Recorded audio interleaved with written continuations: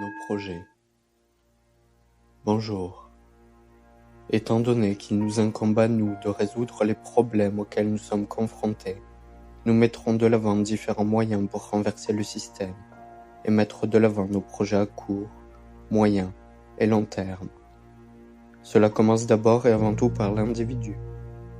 Sois le changement que tu souhaites voir advenir, comme le dit l'adage.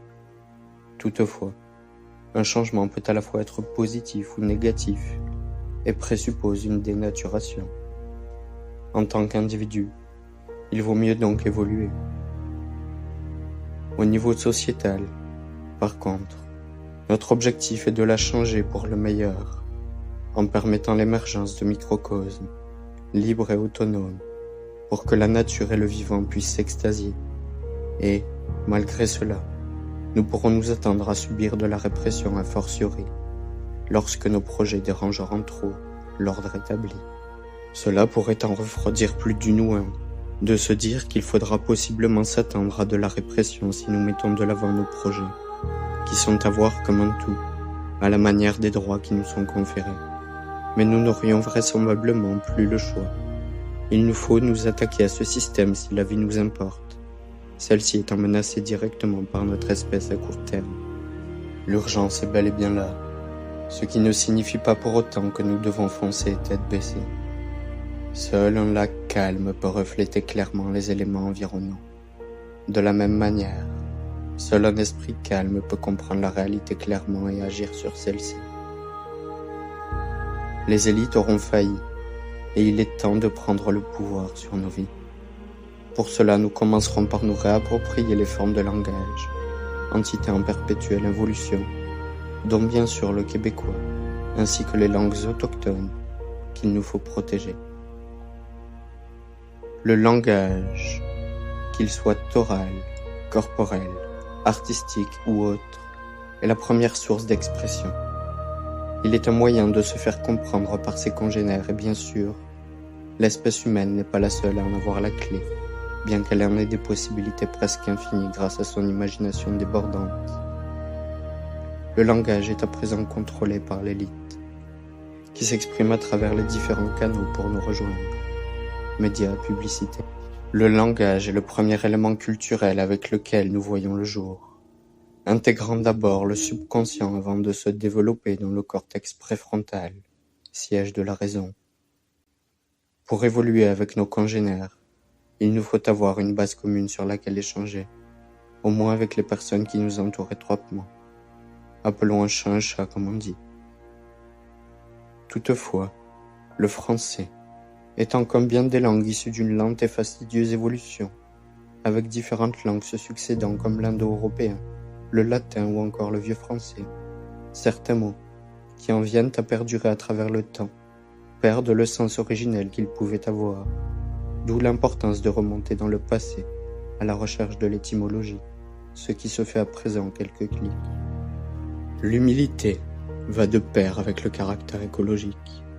En effet, être humble, ce n'est pas seulement le fait de ne pas se sentir supérieur aux autres individus en étant authentique, soi-même, et sans laisser l'ego l'emporter. C'est aussi considérer les autres formes de vie autour de nous, en ne se sentant pas supérieur à elles également. L'espèce humaine n'a pas une valeur intrinsèque dépassant celle des abeilles, phytoplancton, tardigrades ou autres animaux de votre choix. Nous ne sommes qu'une part du tout, et il est tout bonnement impossible de dire quelle espèce est plus importante qu'une autre. Chacune a son rôle à jouer et l'espèce humaine pourrait se distinguer en étant celle qui d'une certaine manière régule, assure au bon fonctionnement, à l'homéostasie, équilibre du tout, en reconnaissant qu'elle ne peut pas avoir une prise sur l'ensemble dont elle ne comprend pas tous les moindres rouages. Il ne s'agit en aucun cas de contrôler, mais d'évoluer autant que ce puisse en symbiose avec les éléments nous entourant. Les savoirs, anciens et contemporains, d'ici et d'ailleurs, sont des éléments cruciaux à avoir en notre possession, d'autant plus en une ère où la manipulation fait figure d'émulation parmi une population entourée de distractions. Tous les savoirs en notre possession seront donc propagés à travers les communautés, et ce dans un grand nombre de domaines, autant théoriques que pratiques. Les arts, sous toutes leurs formes possibles et imaginables, de la cuisine en passant par la sculpture, le dessin, le théâtre ou autres, seront partagés sur le territoire à travers les générations et les cultures. Ayant une utilité vitale pour le développement psychique, ils seront mis de l'avant à travers de multiples initiatives en encourageant les artistes locaux. La culture nourricière et vivrière, axée sur des principes de permaculture, de rotation et de régénération des sols, sera mise en œuvre dès que possible, grâce à la remise en activité de terres en friche, comme la volonté le montre au Témiscouata. Même parmi les institutions traditionnelles comme la MRC de la région, avec un nouveau poste créé, celui d'agent des terres. Notre objectif sera d'atteindre une autonomie alimentaire à un horizon de quelques années, en déconnexion avec le reste de la chaîne mondiale, en mettant de l'avant nos droits, dont celui à une nourriture saine et locale à un coût abordable pour toutes les franges de la population, sans exception. Nous souhaitons par le fait même en arriver à une autonomie financière sur le territoire du Témiscouata dans son ensemble, car nous reconnaissons que le fait d'être dominé par des institutions trop éloignées des véritables préoccupations populaires nuit à son développement et finit par provoquer son appauvrissement à divers niveaux. À cette fin, nous voulons mettre de l'avant une banque populaire du Témiscouata, reconnaissant que l'argent est une mesure fictive et abstraite qui servirait à se réapproprier le droit de création monétaire, arraché au XIIIe siècle par les banques, et ainsi permettre une réelle liberté en ayant confiance en les projets de la base. Il s'agirait alors de créer une monnaie locale, uniquement utilisable sur le territoire du Témiscouata, et permettant donc une économie circulaire, naturelle, collective et individuelle, en concordance avec les éléments nous entourant, plutôt qu'en se plaçant en dehors du vivant et du sacré.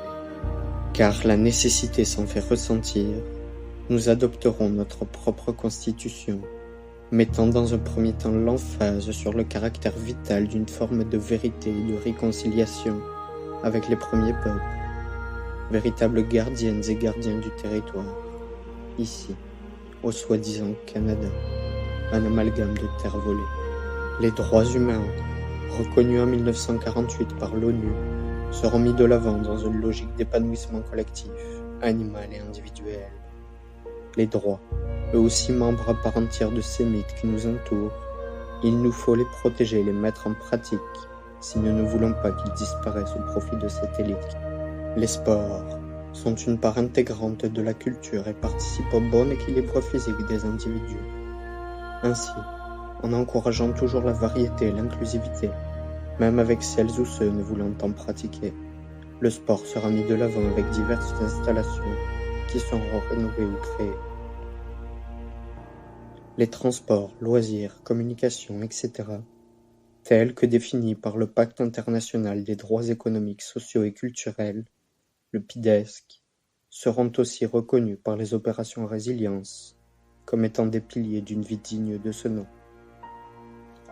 Personne ne mérite le malheur, mais plutôt le bonheur collectif et individuel.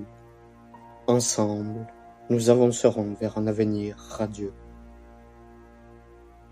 Pour en savoir davantage, n'hésitez pas à nous contacter. C'est comme ça qu'on avance. Merci.